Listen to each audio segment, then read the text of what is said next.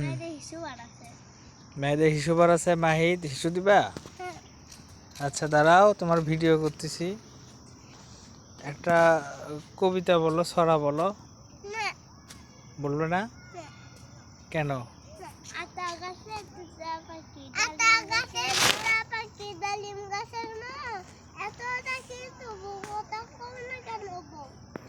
আর কি, এই যে মানুষ বালু নিতেছে এখান থেকে হরিণুট করে,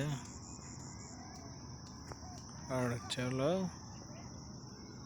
ক্যানেল, সূর্য ডুবে যাচ্ছে। এইটা একটা পাহাড়। এই পাহাড়ের আমরা এখন মোটামুটি মাঝখানে আছি ধরতে গেলে। এখান থেকে পাহাড় থেকে যে ঝর্ণাগুলো যায় এই দিক দিয়ে যায় আর কি।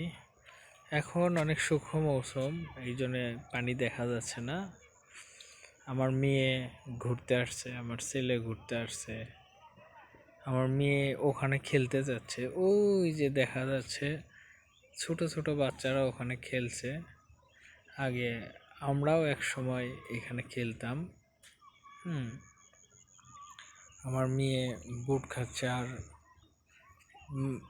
তাসপিয়া, তুমি কিছু বলবে? এখানে আসে তোমার কেমন লাগতেছে? ভালো লাগতেছে।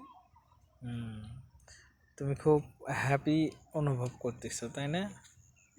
এই স্মৃতিগুলো আমাদের থেকে যাবে, এগুলো পরবর্তীতে তোমরা দেখতে পারবে।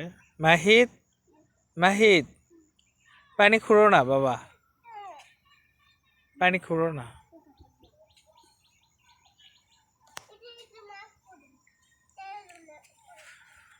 পাহাড়ের বুক চিরে এভাবেই পানিগুলো নেমে আসতেছে, চলে যাচ্ছে